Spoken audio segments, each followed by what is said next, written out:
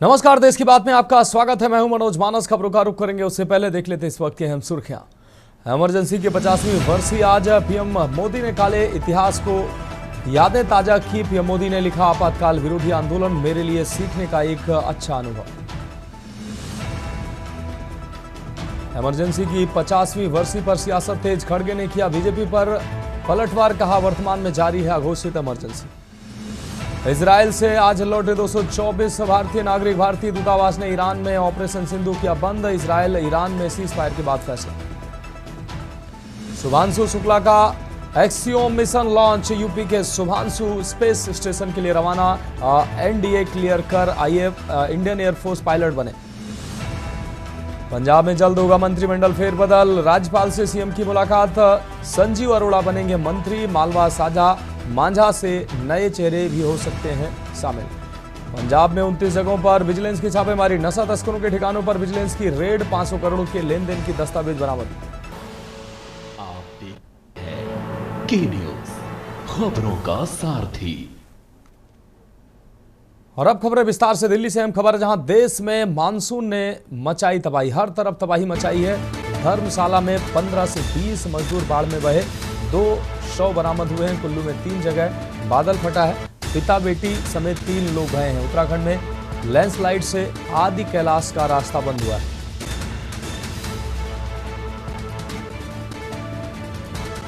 तो उत्तराखंड में लैंडस्लाइड से आदि कैलाश का रास्ता बंद हुआ है।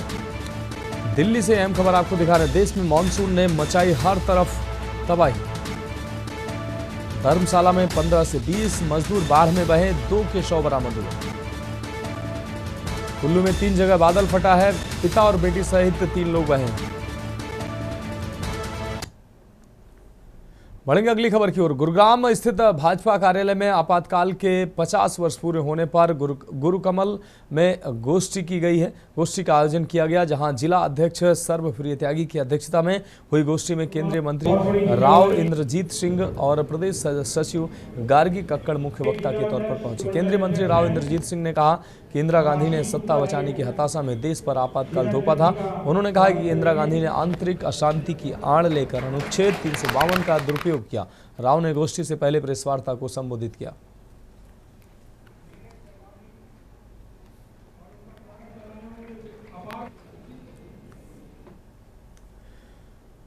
बढ़ेंगे अगली खबर की ओर। पंजाबी यूनिवर्सिटी पटियाला में विधानसभा के स्पीकर कुलतार सिंह संधवा विशेष तौर पर पहुंची, जिन्होंने यहां पहुंचकर पंजाबी विश्वविद्यालय के साहित्यकारों से और वाइस चांसलर से बातचीत की। उन्होंने कहा कि गुरु तेग बहादुर साहिब का 350वें दिवस की तैयारी की जा रही है। इसको लेकर किस तरह से इसको मनाया जाए, इसके बारे में साहित्यकारों से बातचीत की गई है। उन्होंने कहा कि पंजाब सरकार के द्वारा श्री अमृतसर साहिब के स्थापना दिवस को लेकर ये सभी तैयारियां की जा रही हैं, जिसमें उन्होंने सभी पंजाबी के साहित्यकारों से बातचीत कर ये बड़ी धूमधाम से मनाए जाने की बात कही। ਅੱਜ मैं VC ਸਾਹਿਬ ਦਾ ਬੜਾ ਧੰਨਵਾਦੀ ਹਾਂ, ਜਿਨ੍ਹਾਂ ਨੇ ਆਪਣੀ ਸਾਰੀ ਜਿਹੜੀ ਸਾਹਿਤਕ ਟੀਮ, ਜਿਹੜੀ ਇਤਿਹਾਸਕਾਰਾਂ ਦੀ ਜਿਹੜੀ ਟੀਮ, ਉਹਨਾਂ ਨਾਲ ਮੇਰੀ ਮੀਟਿੰਗ ਕਰਾਈ ਔਰ ਪੰਜਾਬ ਸਰਕਾਰ ਵੱਲੋਂ ਸ਼੍ਰੀ ਗੁਰੂ ਤੇਗ ਬਹਾਦਰ ਪਾਤਸ਼ਾਹ ਦੀ ਸ਼ਹਾਦਤ ਦੀ 350 ਸਾਲਾ ਆ ਰਹੀ ਸ਼ਤਾਬਦੀ और श्री अमृतसर साहब के स्थापना दिवस के संबंध में आ रही जी शताब्दी जी अगले साल आनी है। अगली खबर मध्य प्रदेश के इंदौर से, जहां भारतीय जनता पार्टी के वरिष्ठ नेता और राज्यसभा सांसद डॉक्टर सुधांशु त्रिवेदी ने इंदौर में आयोजित एक प्रेस वार्ता को संबोधित करते हुए 25 जून 1975 को लगाए गए आपातकाल को भारतीय राजनीति का सबसे काला अध्याय करार दिया। उन्होंने कहा कि आपातकाल को बीते 50 वर्ष होने को हैं, लेकिन आज भी वह दौर लोकतंत्र पर सबसे बड़ा हमला माना जाता है। डॉक्टर त्रिवेदी ने कहा कि आपातकाल के दौरान नागरिक अधिकारों को कुचला गया, मीडिया की आवाज़ दबाई गई, न्यायपालिका पर दबाव बनाया गया और लाखों राजनीतिक कार्यकर्ताओं को जेल में डाला गया। ये भारत के संवैधानिक इतिहास की ऐसी घटना थी जिसे कभी भी भुलाया नहीं जा सकता है। उन्होंने युवाओं से आग्रह किया कि वे आपातकाल की सच्चाई को जानें और लोकतंत्र की रक्षा के लिए सदैव सजग रहें।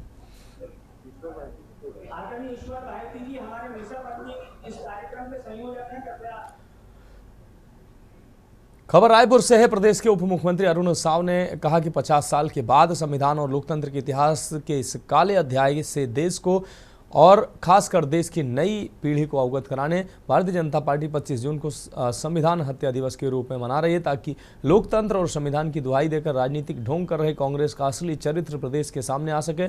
प्रदेश में हमने पूर्ववर्ती शासनकाल में आपातकाल के दौरान मीसाबंदी के तौर पर अमानवीय यातना सहने वाले लोकतंत्र के सेनानियों, उनके परिजनों को सम्मान निधि देने की योजना शुरू की थी, लेकिन कांग्रेस की भूपेश सरकार ने आपातकाल वाली कांग्रेस मानसिकता का परिचय देकर इसे बंद कर दिया था।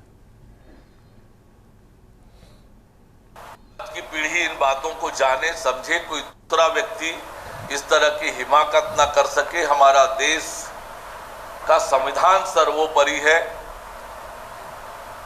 देश का लोकतंत्र सर्वोपरि है। ये भाव मजबूत हो, इसलिए आज के दिवस को संविधान हत्या दिवस के रूप में हम मनाते हैं। और वास्तव में जो दर्द कांग्रेस की सरकार ने, कांग्रेस पार्टी ने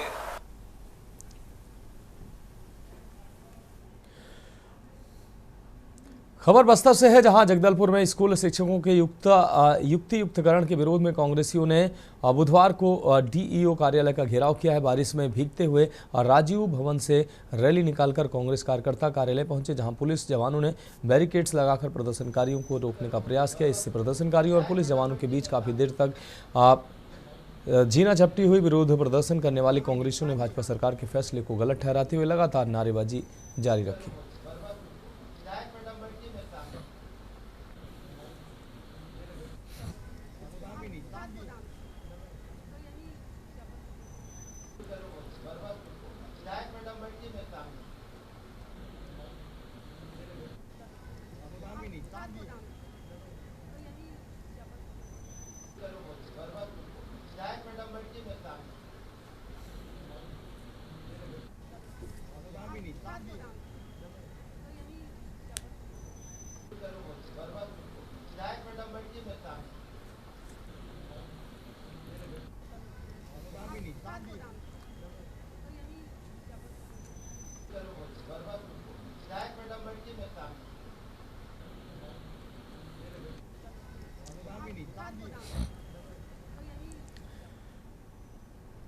अगली खबर खैरागढ़ से है, जहां विधायक यशोदा नीलांबर वर्मा के नेतृत्व में ग्राम बीरनपुर और सुखरी के सैकड़ों ग्रामीणों ने मंगलवार को अपर कलेक्टर को ज्ञापन सौंपा। उन्होंने पहले की तरह बीरनपुर गांव में ही धान खरीदी केंद्र संचालित करने की मांग उठाई। ग्रामीणों ने संबलपुर समिति में शामिल किए जाने पर आपत्ति जताते हुए कहा, इससे परिवहन खर्च बढ़ेगा और समय की बर्बादी होगी।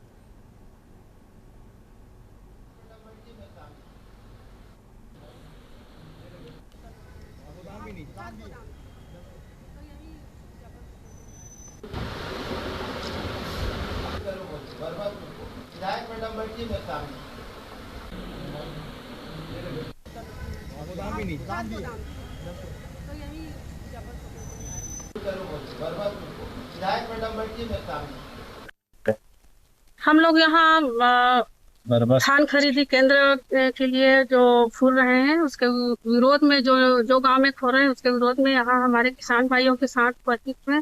यहाँ हमारे बीरनपुर का सभी किसान भाई लोग आए हैं, सुखरी का भी हमारे किसान उपस्थित हुए। पहले क्या था, धान खरीदी केंद्र बरबसपुर में, अब उसको इन लोगों ने संबलपुर के नाम दे दिया गया। और यहाँ के किसान का कहना है कि संबलपुर का दूरी बहुत है और रोड भी अच्छा से नहीं है, तो यहाँ किसान लोग बोलते हैं कि हम लोग वहाँ धान नहीं बेचें। किसान का मांग ये है कि जो संबलपुर किए हैं उसको बीरनपुर खुर्दा में किया जाए, ताकि वहाँ खाद गोदाम भी है, तो वहाँ धान खरीदी केंद्र भी खुला जाए। यही मांग करने के लिए ज्ञापन सौंपने के लिए कलेक्टर के पास आए।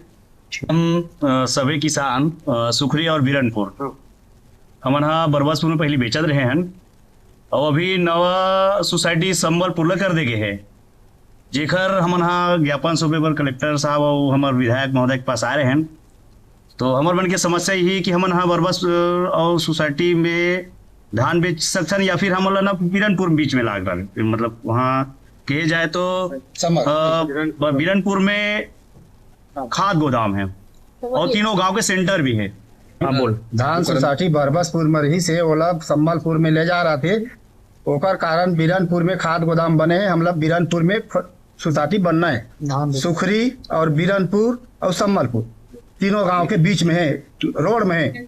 वहाँ रोड नहीं है सम्मलपुर में, यहाँ बिरनपुर में बनना जरूरी है। अभी जैसे मांग करे हो, अगर मांग पूरा नहीं होगी तो क्या कर? मांग पूरा नहीं होगी तब धान नहीं बेचन हम दोनों गाँव धान नहीं बेचन हम। द्वारिका प्रसाद बंजारे सुखरी से सरपंच के दीजिए सर। बढ़ेंगे अगली खबर की और। खबर खैरागढ़ से, जहां छिंदारी जलाशय में निर्मित इको टूरिज्म केंद्र छिंदारी के परिंदे में 41 लाख रुपए के निर्माण कार्यों में भ्रष्टाचार का आरोप लगाते हुए विधायक यशोदा वर्मा के नेतृत्व में मिशन संडे टीम ने कलेक्टर कार्यालय पहुंचकर कलेक्टर के नाम एक अपर कलेक्टर को ज्ञापन सौंपा है। ज्ञापन में कहा गया कि वन विभाग द्वारा स्वीकृत 41 लाख रुपए की राशि से बेच निर्माण, toilet tank, bore, solar lighting समेत कई कार्य होने थे, लेकिन स्थल निरीक्षण में केवल 10 से 12 लाख का ही कार्य जमीन पर नजर आया। 25 मई को हुए निरीक्षण के एक माह बाद भी वन विभाग ने कोई जांच या कार्रवाई नहीं की है।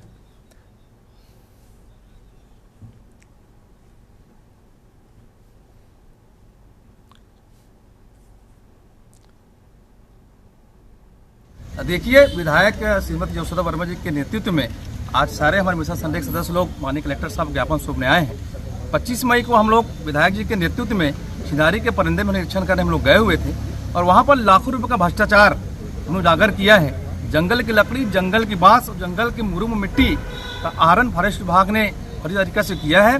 गुणवत्ताविहीन वहाँ कार्य हुए हैं, बिना टेंडर के वहाँ नाव खरीदी गई है।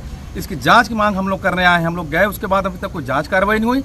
आज हम लोग कलेक्टर साहब को कहे हैं कि इस विषय पर अगर 8 दिन के अंदर जांच कर दोषी अधिकारियों के खिलाफ कार्रवाई किया जाए, नहीं तो कांग्रेस विधायक जी के नेतृत्व में उग्र आंदोलन करने के बाद।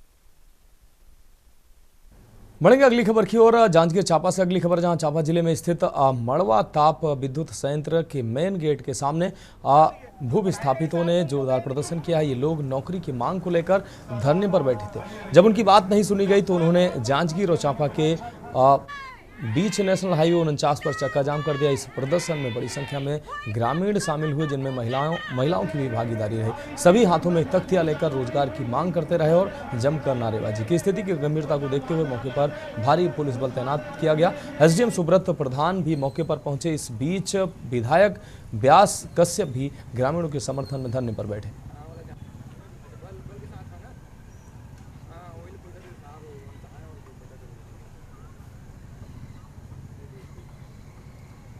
हम लोग तो जो है, जो भी गवर्नमेंट की जो शासन की नीति है उसी के तहत कार्रवाई करते हैं, क्योंकि हमारा प्लांट है, स्टेट गवर्नमेंट का प्लांट है, और जो स्टेट गवर्नमेंट की जो नीति है, जो भी कार्रवाई है नियम अनुसार ही की जाएगी। सर, लोगों ने अपनी ज़मीन दी है और नौकरी के लिए दर भटक रहे हैं, तो आप लोगों का क्या फर्ज बनता है कि उनको नौकरी दिया जाए कि नहीं दिया जाए? हाँ, हमारा फर्ज बनता है नौकरी दिया जाए। जब तो हम उसके हिसाब से हम लोगों ने नौकरी दी है। जितनी भूस्थापित के लिए जो पद है वो सारे पद भर चुके हैं। से लगातार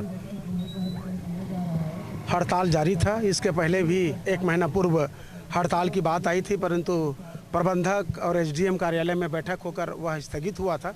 हम अपनी बात मान लेंगे करके, पर बातचीत अधूरा रह गया था। आंदोलन लगातार जारी था और आज चक्का जाम का निर्णय लिया गया था। और इस चक्का जाम में जितने भू विस्थापित हमारे भाई है वो सब अपने परिवार सहित यहाँ आए हुए हैं, तो निर्णय यह लिया गया है। तो लगभग यहाँ 218 दिन हो गया है हड़ताल पर बैठे हुए हैं और हमारी किसी प्रकार का मांगों का ये लोग अनदेखा कर रहे हैं। 2007 में जब हम लोग का बिक्री हुआ, अपर कलेक्टर के समक्ष बैठक हुई भू स्थापित के समितियों के द्वारा, तो वहाँ ये समझौता हुआ कि खातेदार और सह खातेदार के बालिग पुत्रों को अलग परिवार माना जाएगा और अलग परिवार के तहत उनको अलग नौकरी दिया जाएगा। इसी के तहत भत्ता को चालू किया गया कि हर एक कोई को भत्ता मिला जो 18 साल से ऊपर हो गए थे उस समय।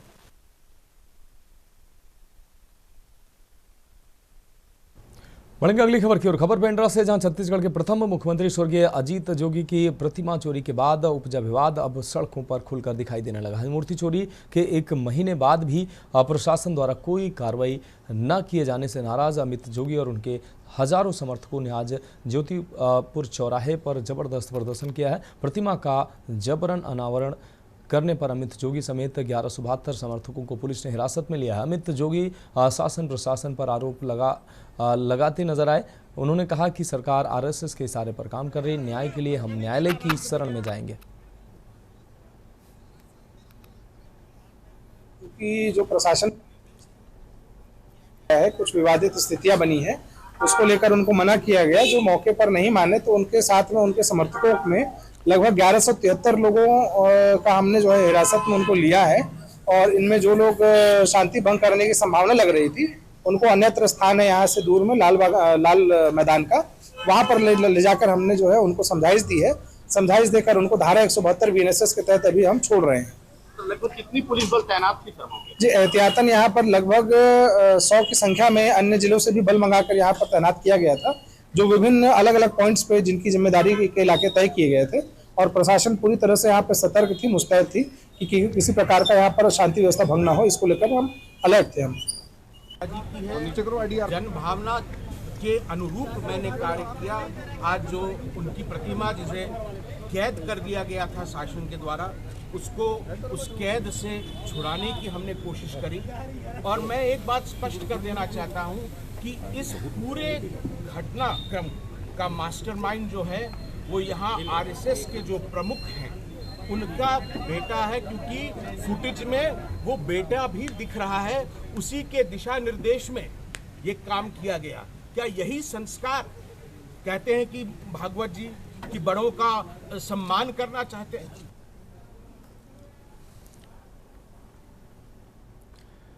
बढ़ेंगे अगली खबर की ओर। जांजगीर चांपा जिले के पामगढ़ थाना क्षेत्र के ग्राम धनेली के खड़ा खोडी तालाब के पास सड़क से 100 मीटर की दूरी पर लगे बबूल के पेड़ पर प्रेमी जोड़े ने फांसी लगाकर आत्महत्या कर ली। आत्महत्या का कारण अज्ञात है। वही युवक की पहचान शैलेंद्र केवट 24 वर्ष निवासी अमोरा के रूप में हुई है। वहीं मृतका युवती की पहचान नहीं हो सकी है, मगर लोगों का कहना है कि वह चांपा थाना क्षेत्र की रहने वाली बताई जा रही है।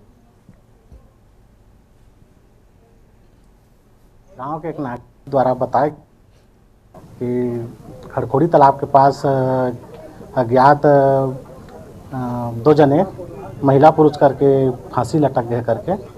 ओकर बाद में जानकारी मिली, तत्काल में है हम यहाँ पहुँचे हैं। ओकर बाद आके यहाँ ले फिर थाना में सूचना दिए हैं, पामगढ़ थाना में कि सर ये मेरा खड़खोड़ी तालाब मेरा 2 जना फांसी होके ख़त्म हो गए ऐसे करके। कहाँ रहते हैं?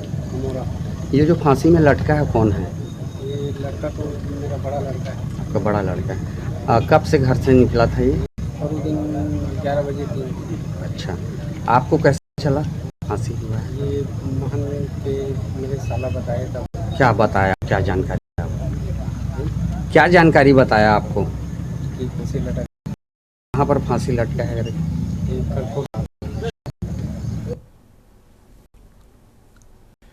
अगली खबर डोंगरगढ़ से।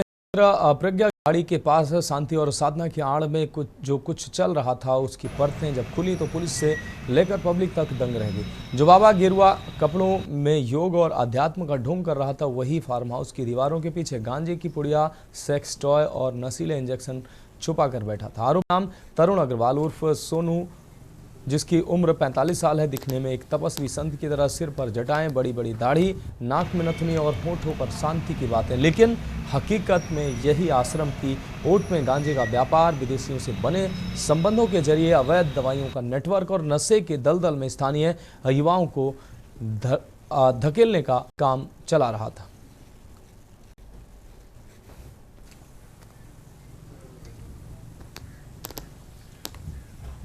थाना डूंगरगढ़ को पुलिस को लगातार सूचना मिल रही थी कि प्रज्ञागिरी पहाड़ी के आसपास एक फार्म हाउस है जहां पर असामाजिक तत्वों का जमावड़ा शाम को होता है, जिसके तारतम्य में थाना डूंगरगढ़ पुलिस द्वारा रेड कार्रवाई की गई।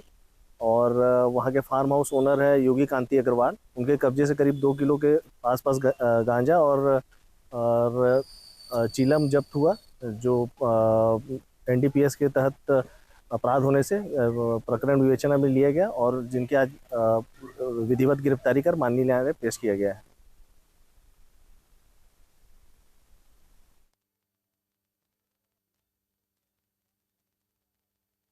को बिहार बदलाव युवा संकल्प जनसुराज मिलन समारोह आयोजित किया गया। इस दौरान पंच अभिशाप मुक्त अभियान के संयोजक आरटीआई कार्यकर्ता अनिल कुमार सिंह सैकड़ों कार्यकर्ता सहित जनसुराज पार्टी में शामिल हुए। उन्होंने स्वीकार किया कि जनसुराज के संस्थापक प्रशांत किशोर के बिहार बदलाव अभियान से प्रभावित होकर सहभागिता का फैसला लिया है। समर्थकों सहित युवाओं से बिहार में न्याय, विकास और सुरक्षा के लिए मिलकर प्रयास करने का आह्वान किया है। दावा किया कि प्रदेश में होने वाला विधानसभा चुनाव परिवर्तनकारी साबित होगा। साथ ही जोड़ा की जनसुराज पार्टी बिहार की नई उम्मीद है।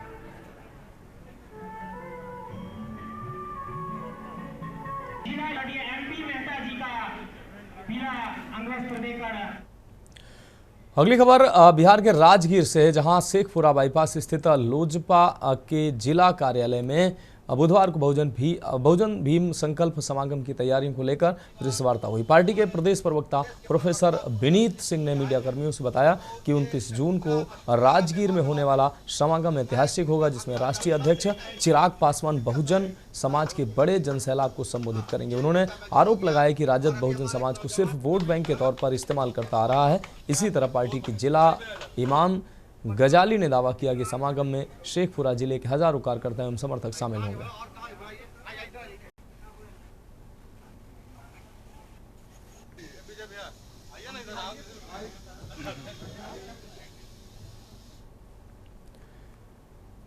बढ़ेंगे अगली खबर की ओर। खबर ललितपुर से है, जहां बुंदेलखंड के हर गांव तक नल से शुद्ध पेयजल आपूर्ति सुनिश्चित करने के लिए बुधवार को जल शक्ति मंत्री स्वतंत्र देव सिंह की अगुवाई में राज्य पेयजल एवं स्वच्छता मिशन व जिला प्रशासन की पूरी टीम फील्ड पर उतरी। इस दौरान जल शक्ति मंत्री स्वतंत्र देव सिंह ने 1 दर्जन से अधिक गांवों का निरीक्षण कर स्थानीय लोगों से फीडबैक लेकर जलापूर्ति की वास्तविक स्थितियों के बारे में जाना। निरीक्षण के दौरान जल शक्ति मंत्री ने कहा कि बुंदेलखंड के 90% से अधिक घरों में नल से शुद्ध पेयजल की आपूर्ति की जा रही है। जो शेष बचे हैं उनमें भी काम अंतिम चरण में है। जल्द ही वहां भी शुद्ध पेयजल की आपूर्ति सुनिश्चित की जाएगी। मिशन मोड पर किए गए इस निरीक्षण का मकसद बुंदेलखंड के हर गाँव में नल से जलापूर्ति सुनिश्चित करना है। गुरुवार को जल शक्ति मंत्री झांसी के गाँव का निरीक्षण करेंगे और स्थानीय लोगों से संवाद कर वास्तविक स्थिति को जानने का प्रयास करेंगे। जल शक्ति मंत्री ने अपने दौरे की शुरुआत कलेक्ट्रेट सभागार से की। सुबह 10 बजे मंत्री ने स्थानीय विधायकों, प्रमुख सचिव नमामि गंगे अनुराग श्रीवास्तव, राज्य पेयजल एवं स्वच्छता मिशन के अधिशासी निदेशक डॉक्टर राजशेखर, जिलाधिकारी अक्षय त्रिपाठी के साथ बैठक की और जिले में चल रही जल जीवन मिशन योजनाओं की जानकारी ली।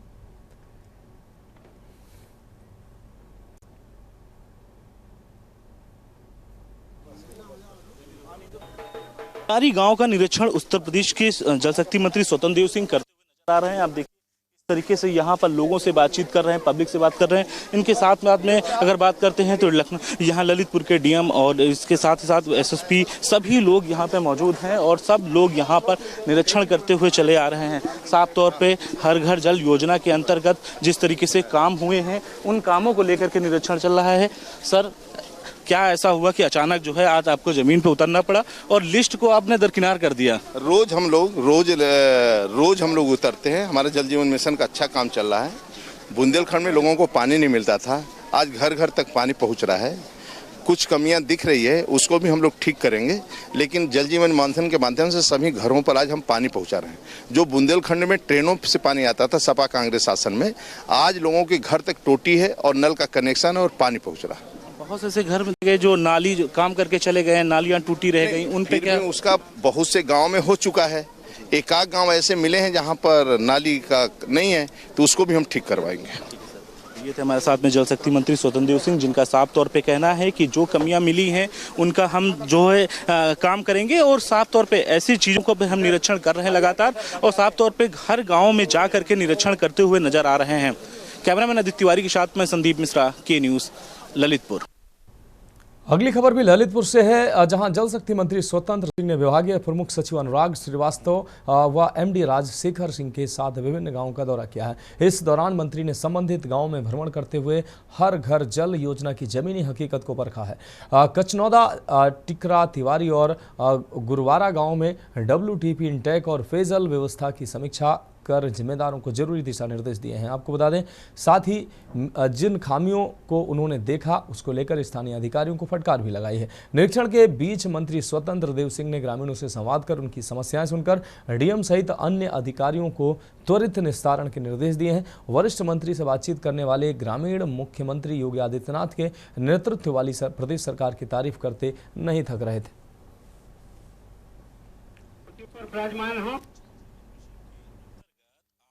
जल शक्ति मंत्री स्वतंत्र देव सिंह और उनके साथ प्रमुख सचिव अनुराग श्रीवास्तव के साथ साथ उनकी पूरी टीम जो है ललितपुर पहुंची हुई है, जो कि जमीनी हकीकत जानने का प्रयास कर रही है, निरीक्षण कर रही है कि कहां पर किस गांव में पानी आ रहा है, कहां पानी नहीं आ रहा है। इस पूरी जमीनी हकीकत को जानने के लिए पूरी टीम जो है यहां पर पहुंची हुई है। हमारे साथ पीछे देख सकते हैं किस तरीके से जल शक्ति मंत्री स्वतंत्र देव सिंह जो है लोगों से बातचीत कर रहे हैं, ग्राम वालों से बातचीत कर रहे हैं। इसके साथ साथ ये जानने का प्रयास कर रहे हैं कि आखिर कौन कौन से गांव ऐसे हैं जहां पर पानी अभी तक नहीं पहुंचा है, या पानी जो जल जीवन मिशन है, जो हर घर जल योजना है, उस योजना के अंतर्गत कहां कहां पे पानी पहुंच रहा है और कितने गांव में अब तक पानी पहुंच चुका है। तो ये ललितपुर में है इस वक्त, और ललितपुर में सुबह से जो है लगातार दौरा जो है करते हुए नजर आ रहे हैं और जमीनी हकीकत जानने का प्रयास कर रहे हैं कि किस तरीके से यहाँ पर निरीक्षण किया जा रहा है। और साफ तौर पे चाहे फिर वो हर घर जल योजना के अंतर्गत हर घर में जल आने की बात हो या फिर तमाम तरीके की चीज़ों का निरीक्षण हो, तो वो फिलहाल जो है यहाँ पर करते हुए नजर आ रहे हैं जल शक्ति मंत्री। और अपनी पूरी टीम के साथ में अगर बात करते हैं तो लगातार इस पे जो है वो चर्चा करते नजर आ रहे हैं कि आखिर किस प्रकार से कहाँ पर जल की पूर्ति पूरी तरीके से हो पा रही कि नहीं आ पा रही। तो यानी कि आज वो लखनऊ से चल करके ललितपुर पहुंचे हुए हैं और ललितपुर में हर गाँव आधे से ज़्यादा गाँव में जा करके निरीक्षण करते हुए नजर आ रहे हैं। कैमरामैन आदित्य तिवारी के साथ मैं संदीप मिश्रा, ललितपुर। तो फिलहाल देश की बात में वक्त है कि हम ब्रेक का जल्द हाजिर होंगे। ब्रेक के बाद देश की बात में एक बार फिर से आपका स्वागत है। रुक करेंगे अगले अहम खबर का। लखनऊ के रहने वाले शुभांशु शुक्ला एक्सियम मिशन 4 के तहत इंटरनेशनल स्पेस स्टेशन यानी कि ISS पर आज रवाना हो गए। उनके साथ 3 अन्य एस्ट्रोनॉट भी स्पेस स्टेशन के लिए निकले। शुभांशु को LDA की CMS ब्रांच से लोगों ने स्पेस स्टेशन से जाते हुए देखा, जिसके लिए मिशन लॉन्चिंग का लाइव टेलीकास्ट देखने के लिए बड़ी स्क्रीन लगाई गई। यही नहीं, CMS ने इसे व्योमोत्सव के रूप में आयोजित किया, जिसमें विद्यालय को एक मिनी स्पेस सेंटर में तब्दील कर दिया। दरअसल आज दोपहर को SpaceX फॉल्कन 9 रॉकेट ने अमेरिका के फ्लोरिडा से भारतीय समय अनुसार दोपहर 12:01 पर आकाश की ओर उड़ान भरी। इसका लाइव प्रसारण सिटी मॉन्टेसरी स्कूल की शाखा कानपुर रोड स्थित कैंपस के वर्ल्ड यूनिटी कन्वेंशन सेंटर में हुआ। यहां पर नजारा देखकर हर्ष और उल्लास के साथ तालियों से समा गूंज उठी। CMS के पूर्व छात्र और भारतीय वायुसेना के ग्रुप कैप्टन शुभांशु शुक्ला आज एक्सियोम 4 अंतरिक्ष मिशन के तहत अंतर्राष्ट्रीय अंतरिक्ष स्टेशन यानी कि ISS की ओर रवाना हो गए। इस दौरान CMS स्कूल ने इस खास मौके पर व्योमोत्सव का आयोजन किया। योम जीवंत और अविस्मरणीय शैक्षिक आयोजन जिसने स्कूल को एक मिनी स्पेस सेंटर में तब्दील कर दिया। इस दौरान कार्यक्रम में शामिल हुए शुभांशु के माता पिता, बहनें, वरिष्ठ सैन्य अधिकारी, शहर के गणमान्य नागरिक, शिक्षक, हजारों छात्र काफी खुश नजर आए और उत्साहित नजर आए।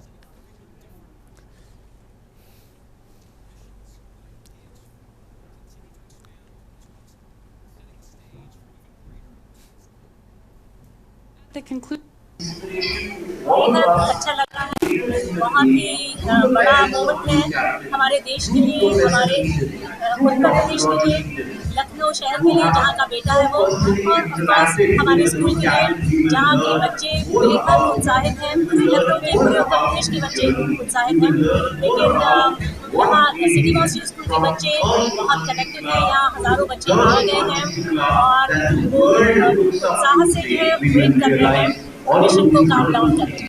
और हम अपने को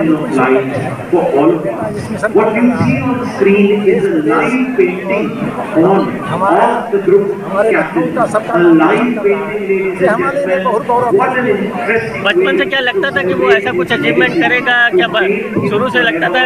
बचपन में तो सभी बच्चे कैसे पढ़ते थे, सभी पढ़ता था, ये था कि बहुत अच्छे नंबरों से आता था।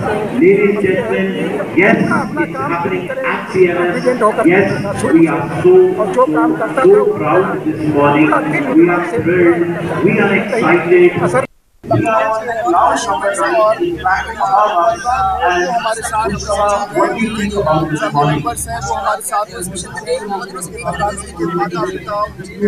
क्या लगता था शुरू से ऐसा कुछ होगा? शुरू से ऐसा लगता था कि कुछ होगा?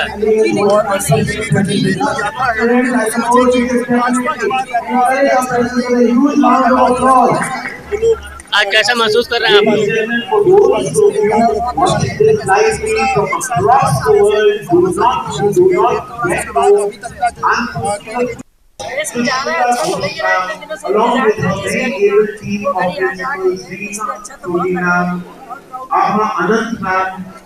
आपका फैमिली का बैकग्राउंड क्या है? बच्चे और क्या क्या करते हैं परिवार में? और बच्चे क्या करते हैं आपके? फैमिली बताओ।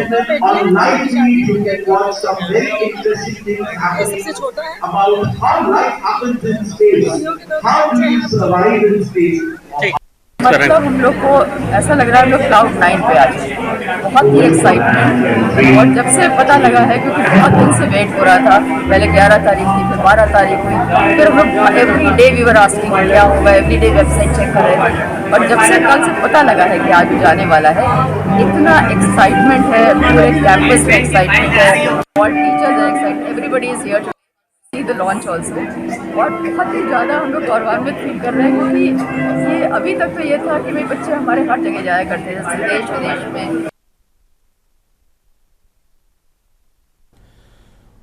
बढ़ेंगे अगली खबर की ओर। खबर कानपुर से, जहां 50 साल पहले देश में कांग्रेस सरकार द्वारा लगाए गए आपातकाल को लेकर वर्तमान सरकार 25 जून को काले अध्याय की 50वीं वर्षी कहते हुए इसको संविधान हत्या दिवस के रूप में मना रही है। इस दौरान कानपुर में बीजेपी सांसद रमेश अवस्थी ने जिला कार्यालय में प्रेस वार्ता कर मीडिया के सामने कांग्रेस सरकार की नीतियों, कार्यशैली, कूटनीति और संविधान पर आरोप और जनता को गुमराह करने की पोल खोली।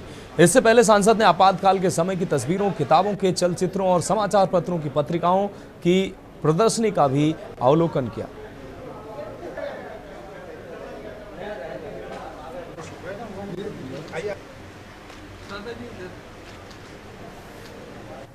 पच्चीस जून 1975 लोकतंत्र इतिहास का काला अध्याय। आज उसी क्रम में उत्तर प्रदेश सरकार द्वारा एक प्रदर्शनी का आयोजन किया गया है, जिस प्रदर्शनी का आयोजन हमारी सीडीओ दीक्षा जैन, हमारे एडीएम डॉक्टर राजेश कुमार जी द्वारा किया गया है। और 1975 में आपातकाल के दौरान क्या क्या हुआ, आम नागरिकों को किस तरह से उत्पीड़न किया गया, किस तरह से संविधान की हत्या की गई।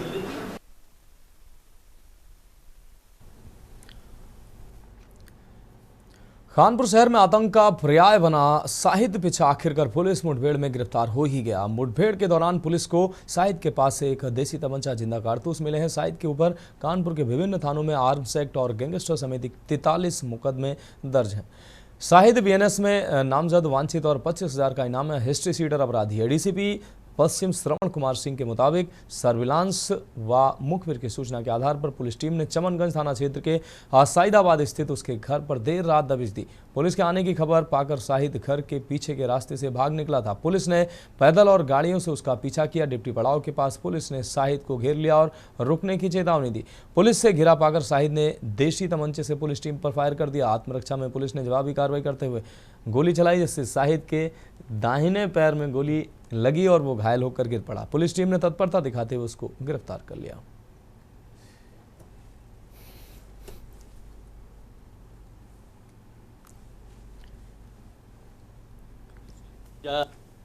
सभी लोग नोन हैं इस शहर का सबसे नोटोरियस है, सबसे शातिर है। मोर देन 43 मुकदमे उसके ऊपर हैं। गैंगस्टर ये है, लूट का मुलजिम है, मर्डर का मुलजिम ये है। और अभी फरवरी मार्च में जब एक घटना हुई थी, जब ये चमनगंज में मुकदमा लिखा गया था, इसमें एक धमकी दिया था, उसमें ऑलरेडी ये फरार चल रहा था। 25,000 का रिवार्डेड था। और हमारे इंस्पेक्टर चमनगंज, इनकी पूरी टीम, हमारी सर्विलांस की टीम और अनवरगंज हमारे इंस्पेक्टर, ये लोग जब उसके घर पे गए, हम लोगों को सूचना मिल रही थी, पहले बॉम्बे था, हमारी टीम लगभग 1 महीने से इसके पीछे लगी हुई थी।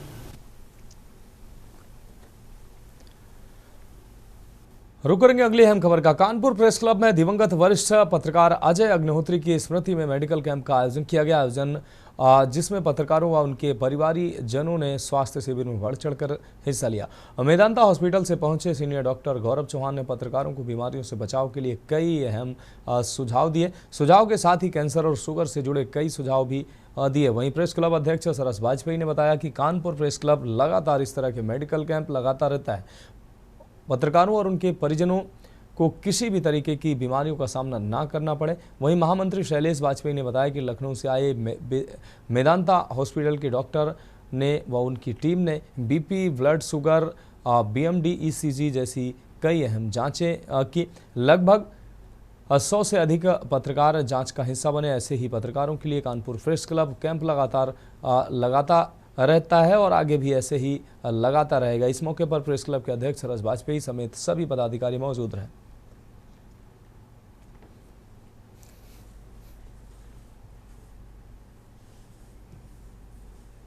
साथी अजय अग्निहोत्री जी, जो पूर्व में कानपुर प्रेस क्लब कार्यकारिणी के सदस्य भी थे और वर्तमान में RSS से जुड़े थे। अभी पिछले दिनों उनके अचानक अपनी बहन के घर से अपने घर जाते समय रास्ते में हालत बिगड़ी, उनका निधन हो गया। तो ये हुआ था कि कानपुर के पत्रकारों को बीच बीच में सभी लोगों को अपनी जांच कराते रहना चाहिए, ताकि अगर कोई समस्या आ रही है तो पहले पता चल जाए तो उसमें निराकरण किया जा सकता है। देखिए, आज कानपुर प्रेस क्लब की ओर से कानपुर प्रेस क्लब ऑफिस में पत्रकारों के लिए और पत्रकार के परिवारों के लिए एक मेडिकल कैंप लगाया गया है। और ये medical camp Medanta hospital Lucknow की ओर से यहाँ लगाया गया है। यहाँ लगभग सभी रोगों के विशेषज्ञ डॉक्टर और उनका स्टाफ मौजूद है और अभी तक 100 से अधिक पत्रकारों ने अपना चेकअप कराया है। मैं मेदांता अस्पताल लखनऊ में as a senior consultant interventional radiology में काम करता हूँ। आज हमारी OPD होती है हर महीने के 4th बुधवार को डेल्टा हॉस्पिटल में। प्लस में आज प्रेस क्लब है तो हम कुछ इन्फॉर्मेशन शेयर करने आए हैं पत्रकार लोगों से, ताकि वो हमारी बात को आम जनता तक पहुंचा सके कि इंटरवेंशनल रेडियोलॉजी किस तरीके से लोगों की मदद कर सकता है।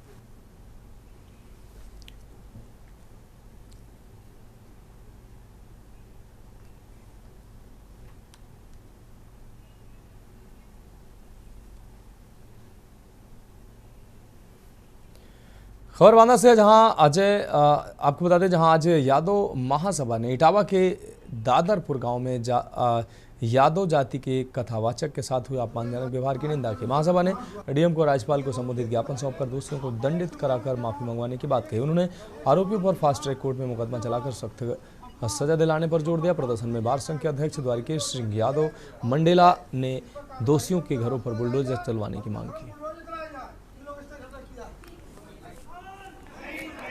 ये महामहिम राजपाल के लिए जिलाधिकारी बांदा के माध्यम से ज्ञापन दिया गया है अखिल भारतीय यादव महासभा और यादव महासभा के संयुक्त तत्वाधान में।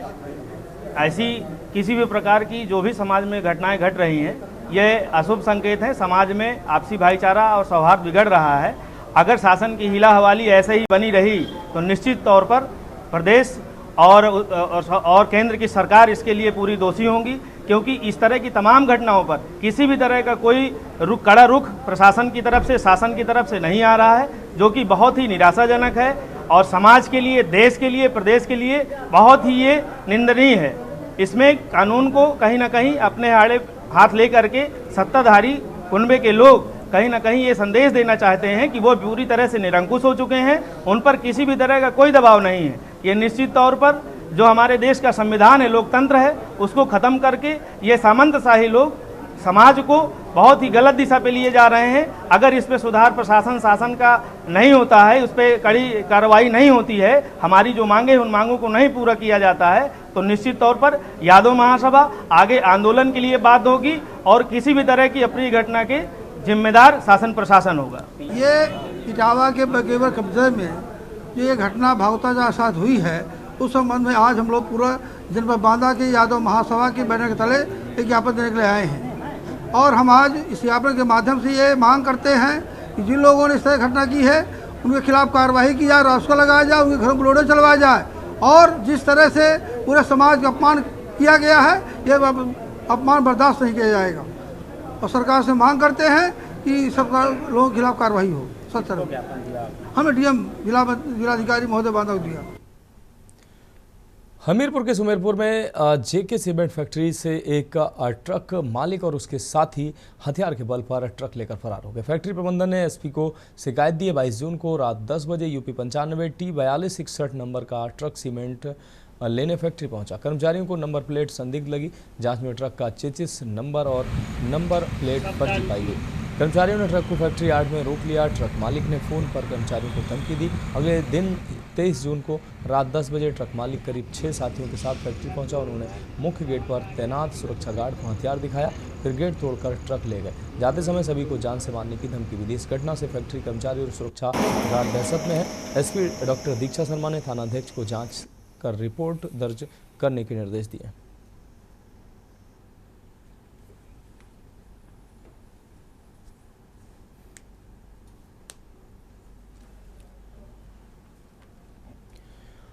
जालौन जिले के गोहन थाना क्षेत्र में हुई सनसनीखेज हत्या की गुत्थी पुलिस ने महज 24 घंटे में सुलझा ली है। 2 दिन पूर्व ग्राम सरावन में कंचनपुर पुलिया के नीचे संदिग्ध हालत में मिले अधेड़ सुनील कुमार 45 वर्ष के शौक के मामले में पुलिस ने 3 आरोपियों को गिरफ्तार कर लिया। पुलिस जांच में सामने आया कि पुरानी रंजिश के चलते आरोपियों ने सुनील कुशवाहा को 22 जून की रात शराब पिलाने के बहाने घर से बुलाया और सुनसान जगह ले जाकर धारदार हथियार से गला रेत कर हत्या कर दी। घटना के बाद मृतक की बेटी सुरक्षा कुशवाहा ने 3 नामजद आरोपियों के खिलाफ गोहन थाना में तहरीर दी थी। मामले की गंभीरता को देखते हुए SP doctor Durgesh Kumar, ASP और सीओ माधोगढ़ के निर्देशन में थाना अध्यक्ष सतीश कुमार ने टीम गठित कर आरोपियों की तलाश शुरू की।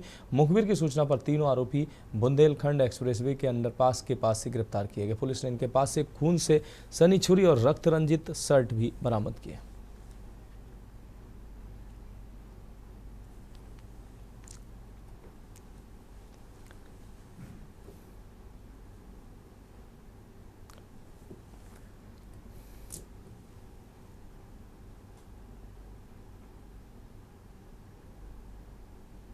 गांव के पास एक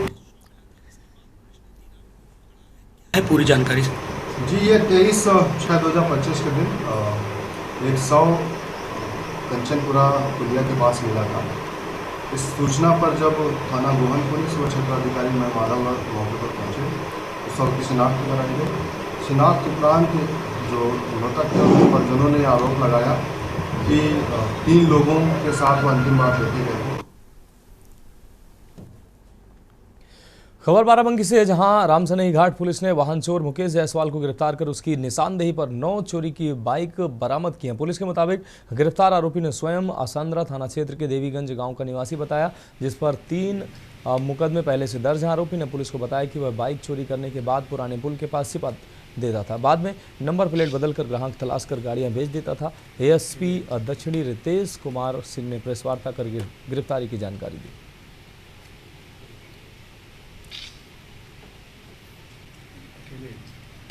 बाराबंकी अंतर्गत पुलिस अधीक्षक महोदय द्वारा अपराध एवं अपराधियों के विरुद्ध चलाए जा रहे अभियान के अंतर्गत थाना रामसनई घाट द्वारा एक शातिर वाहन चोर को गिरफ्तार किया गया है तथा उसके कब्जे से 9 अदद बाइक बरामद हुए हैं। जो अभियुक्त है मुकेश जायसवाल पुत्र शिवशंकर जायसवाल, निवासी ग्राम देवीगंज, थाना आसांद्रा, जनपद बाराबंकी का रहने वाला है। इसमें 2 बाइक जो है रामसनई घाट में पूर्व मुकदमे पंजीकृत हुए थे, उससे संबंधित है। शेष के संबंध में गहनता से जांच की जाएगी। खबर गाजियाबाद से है, जहां मुख्य विकास अधिकारी के पद पर कार्यरत युवा आईएएस अधिकारी अभिनव गोपाल ने अपने तैराकी करियर में एक और उपलब्धि जोड़ने में कामयाबी पाई है। अब उन्होंने अपनी टीम के साथ इंग्लिश चैनल पार करने का कीर्तिमान स्थापित किया। उन्होंने 18 जून 2025 की सुबह 3 बजे इंग्लैंड से तैराकी शुरू कर करीब 11 घंटे 19 मिनट में फ्रांस पहुँचने में कामयाबी हासिल की है। तकरीबन 55 किलोमीटर की चुनौतीपूर्ण दूरी तय कर उन्होंने देश को गौरवान्वित किया है। आपको बता दें कि इंग्लिश चैनल दुनिया के सबसे व्यस्त और खतरनाक समुद्री मार्गों में से एक माना जाता है।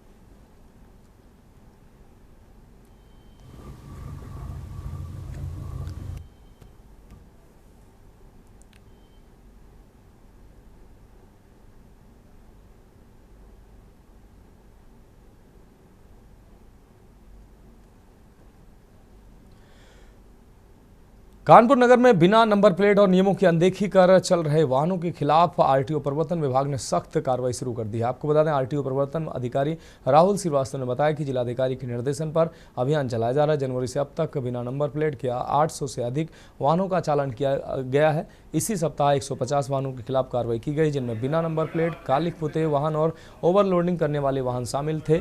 उन्होंने बताया कि ओवरलोडिंग पर की जा रही कार्रवाई से हर महीने सरकार को लगभग 1 करोड़ रुपए का राजस्व प्राप्त हो रहा है। आरटीओ का यह अभियान लगातार जारी रहेगा ताकि सड़क सुरक्षा सुनिश्चित की जा सके और नियमों का उल्लंघन करने वालों पर अंकुश लगाया जा सके।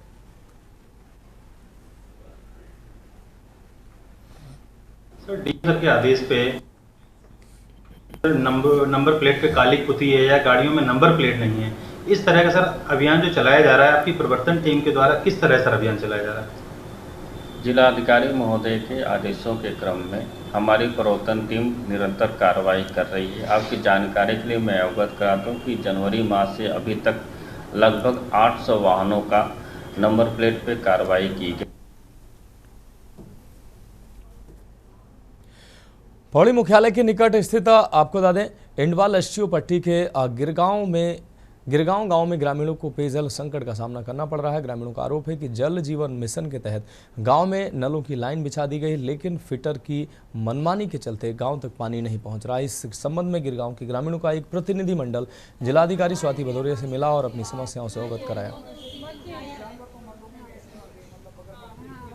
हाँ, ये मामला पौड़ी ब्लॉक के गिरगांव गांव का है, जहां पर पेयजल योजना मासों पंपिंग योजना के तहत जो योजना गांव में पानी की व्यवस्था है, और ये क्वीराली गांव और गिरगांव दोनों गांव ये एक दूसरे से सटे हुए हैं, लेकिन क्वीराली तक पानी सुचारू रूप से चल रहा है। गिरगांव जो अम्बेडकर गांव है, उस गांव की समस्या है 2018 से हम लोग बहुत परेशान हैं। जो घर जल नल लगा था उसमें भी पानी नहीं आ रहा है। वो पानी हमारे बगल के गांव में है जो वहां तक आ रहा है और हमारे आगे गांव में नहीं आ रहा है।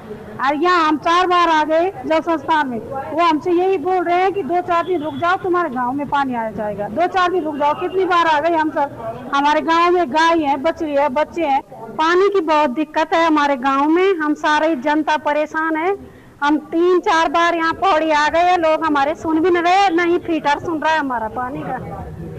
गिरगांव है 7 ना अम्बेडकर गाँव है। आज गांव के काफी ग्रामीण आए थे, तो उनकी बहुत ही जेन्युइन समस्या थी कि पानी का कंस्ट्रक्शन जो जल जीवन मिशन के अंतर्गत कुछ कार्य वहां पे प्रोजेक्ट चल रहा था, वो काफी दिनों से लंबित हो रखा है। तो इसमें मैंने इनको एक्सीएन को भी बुलाया है कल कि वो पर्सनली एक बार ब्रीफ करेंगे कि क्या इशू हो रहा है, क्या पैसे का इशू हो रहा है या कोई अन्य टेक्निकल इशू हो रहा है। तो जो भी इशू रहेगा उसको तत्काल रिजॉल्व करके समस्या का समाधान किया जाए।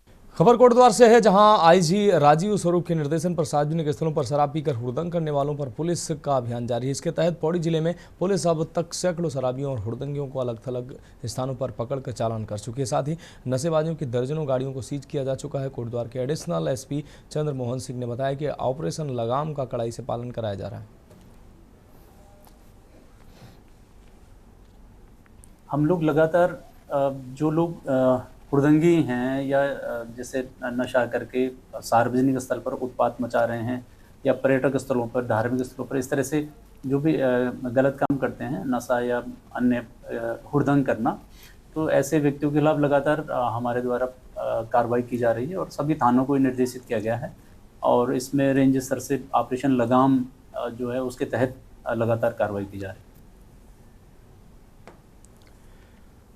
खबर हल्द्वानी से है, जहां विश्व ओलंपिक दिवस पर हल्द्वानी स्पोर्ट्स स्टेडियम में आयोजित राज्य स्तरीय अंडर 17 हॉकी टूर्नामेंट में हरिद्वार ने पिथौरागढ़ को हराकर गोल्ड मेडल जीता है। टनकपुर को ब्रॉन्ज मेडल मिला है। 3 दिवसीय प्रतियोगिता में 10 जिलों की टीमें शामिल हुई। खेल मंत्री रेखा आर्य ने विजेता खिलाड़ियों को सम्मानित करते हुए कहा कि उत्तराखंड को खेल प्रदेश बनाने की दिशा में सरकार लगातार काम कर रही है। पहली बार अपने प्रदेश में 23 जून को ही अंतर्राष्ट्रीय ओलंपिक दिवस राज्य बनने के बाद से हम लोगों ने आयोजन किया। निश्चित रूप से ये 2036 के लिए भी एक शुभ संकेत है कि इसकी तैयारी जो है आज राज्य स्तरीय प्रतियोगिता के उसी के निमित्त एक राज्य स्तरीय प्रतियोगिता हॉकी की गई और जिसका फाइनल मैच था, जिसमें फाइनल विजेता घोषित हुए। उसी कार्यक्रम में मुझे प्रतिभाग करने का मौका मिला। तो मैं ये देख रही हूँ कि लगातार जैसी 38 नेशनल गेम समापन हुए उसके बाद से लगातार जितनी अवस्थापनाएं हम लोगों ने डेवलप करी थी।